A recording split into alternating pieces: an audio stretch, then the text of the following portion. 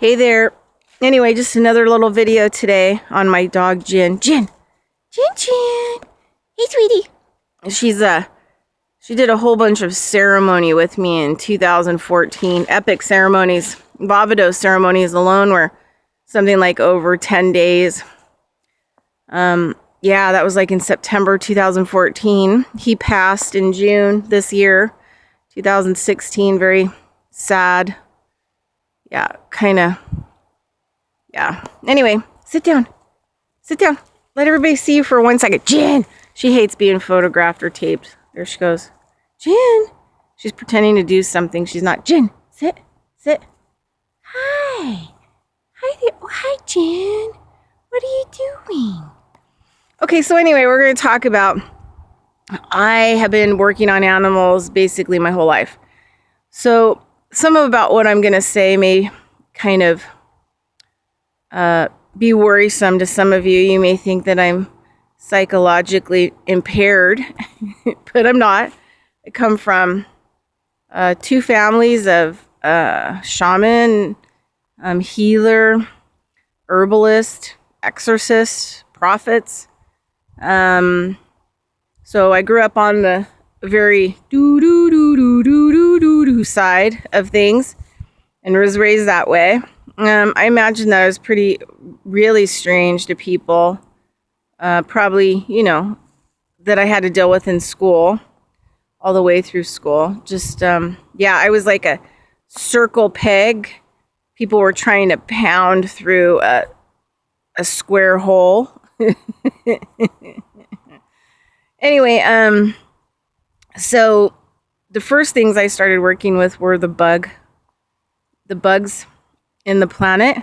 I went through a reoccurring burn stigmata on both of my feet when I was a child, and I'd have such hot fevers that the brands, well, they were more like brands, would brand out through my feet, and there'd always be two symbols. Well, in my life, I used those two symbols kind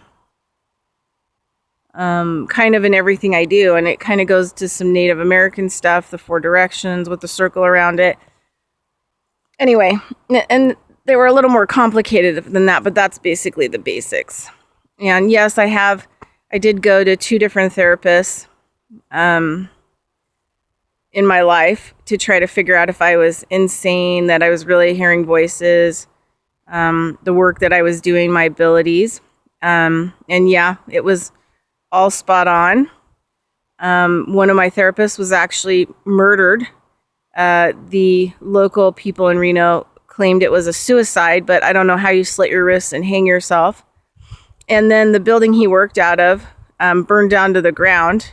And that was during a time where NASA approached him to see if I would go to dinner and meet some scientists, blah, blah, blah, blah, blah. It was the beginning of me understanding that I was not like a lot of people in this world, and that NASA, they chased down my real dad during the, remote viewing psychic programs and made him totally insane. It's like why he didn't raise me.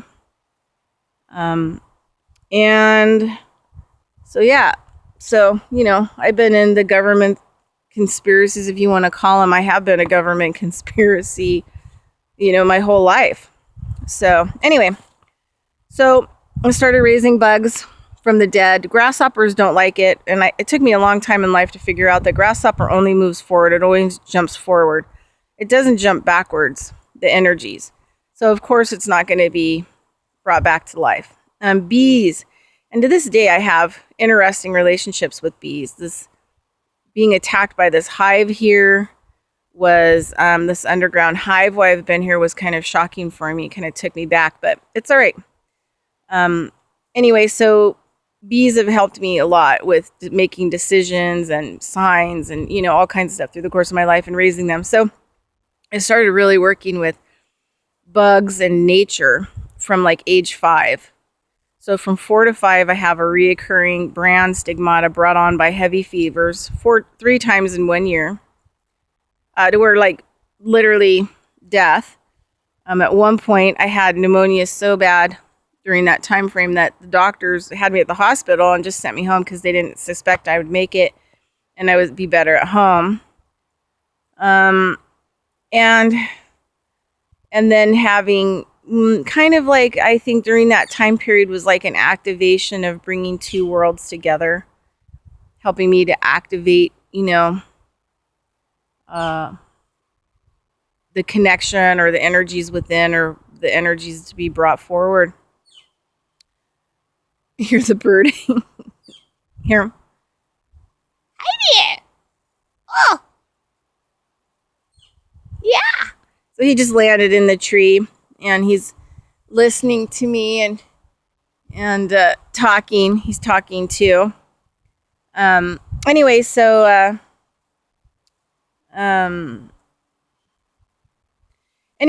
then after that, after I was working with the environment starting at age 5, that's also the time frame where the dark beings started to try to communicate with me. Like literally, I'd be in a yard and like the surface of the soil would start falling in on itself and it would create like a hole and a tunnel in the earth.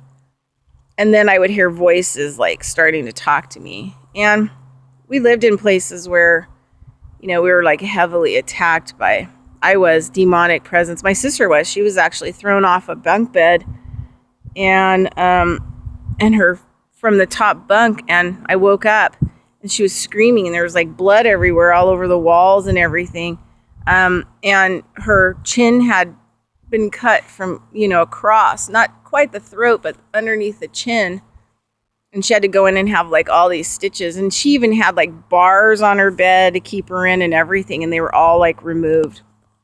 So I've had some stuff go on. And so I guess it kind of, it's interesting. Anyway, so after I worked with bugs and stuff, I started kind of really getting into animals. And so I've been working on animals for a long time. Mostly, animals that I'd find that were, dying or injured and try to, and I found like in my life, baby hawks, all kinds of stuff, baby kittens, anyway. So I work with them on all different kinds of levels and I do the same work on them that I do on people. And one of the things that I just really wanted to comment on, and I'm sure this has probably been studied, so I'm preaching to the choir, recreating the wheel, whatever you want to say. But one of the things, especially like working with dogs, is that I've learned is that it's about data. So, for example, my dog natural behavior is basically three categories: smell, tasting or eating, and touching. Now, I know she has hearing and she has, seeing, and she has some other good qualities, but how she kind of dips her toe into environments and kind of begins to jive with the environment, and maybe will even consume medicine from the environment that can make her more sick or give her things she didn't have. Most of the time, if it's nature, she picks up good things right into her digestive tracts and into her memory banks, and so that she has that, like kind of a data, like a hard drive. So, for example, if there's something stinky or poop or elk poop or whatever, the first thing that she'll start doing is eating that stuff. Sometimes she'll eat the dirt, lots of grass. She's a grass connoisseur. And she doesn't just use it to barf it up. She eats it, and it gives her data about the environment. And, I always let her dream out, mostly, like 80% of the time, let her drink out of streams and irrigation ditches and stuff like that, as long as they're not going through cities and there's a lot of sewage in them, so that she can collect data from water. Like, dogs need to carry like certain kinds of giardia and other parasites in order for their systems to be well. Now, sometimes when they get exposed to this stuff at first, they may vomit or have diarrhea or whatever for 3 or 4 days, but once it gets jiggy in their system, becomes part of their data, then they're not going to have any more problems with it, and it's going to be an asset versus, something that's harming them. And I think, like people, a lot of dogs are having diseases these days that they shouldn't have, because they don't have a relationship with their outside world. And if they're out in their outside world in the cities and stuff, it's a really toxic environment. So it makes them sicker, just like humans. So dogs and cats and anything that we domesticate in the internal city worlds, probably doesn't have a very long lifespan. It isn't collecting data. It isn't collecting microbes. It isn't, there's a certain thing with gin. So it's like sniffing, picking up new information in a new area. And so that data information is going into her brain and she's storing it. So she has the data. She's like, oh yeah, I remember this smell. It's a mountain lion smell.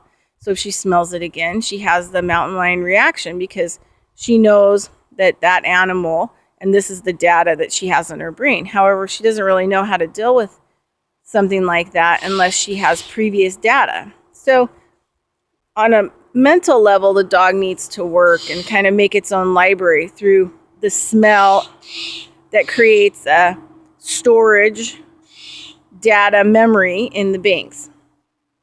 So the other thing is eating. So she'll eat things or drink things, in the atmosphere, and that's giving her information and data. It's also helping her to get the microbes in her system so that she will be defended against any diseases that she's not used to having or getting. So it's like an inoculation, a natural vaccination for animals, if you will. And then she rolls. Other big one is she likes to roll. And she'll roll in, antelope urine, poo-poo, where dead animals been, where an animal slept. Sometimes she'll get in my bed and roll around on her back in my area where I've slept. I think picking up data from me, sensing my energy field and sensing information about me. She's picking up information and she wants it all over her, So she gets the data from the smell and she gets to fit in to her environment. So she gets some on her. So her hair senses it, feels it, picks it up. Her skin can pick up the identity and data of whatever she rolls in. And then she can carry it on her around to different areas. And then, sometimes she may even lick the spot or eat the spot. So then she's getting the microbes and that kind of data going in and smelling it. So she's getting like a full system download of information in multiple ways. So that she can navigate her environment, get inoculated to what, she may not be inoculated to in the environment, and storing the information and data in her brain about everything that, she comes along. Thank you, sweetie. Anyway, so, yeah. So, and also, too, I taught Lenny today. Dr. Lenny Time, chemist, PhD chemist, academic chemist. Anyway, I taught Lenny today how to kind of do some work on Izzy, the pit bull, and she had like a huge release on all levels. She was yawning and she was making these little sweet noises to Lenny, and you could just see how it was just reaching into some of her wounds inside of her because Izzy's rescue. So anyway, I'm going to hit Lenny up for a little interview on Izzy's healing and what we went over and showed him how to help her. Anyway, pay attention to your dog and watch it. It may teach you something about your life and your environment and what's going on, and then work on healing it.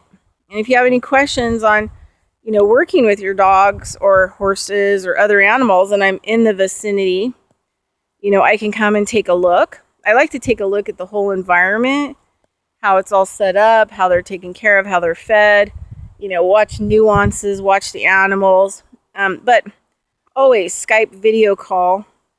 We can totally discuss things, and I can totally consult and help from a distance. And I also do a lot of different techniques that I don't think a lot of people are really doing on animals that are really beneficial for releasing post-traumatic stress disorder, fear, just a lot of different things.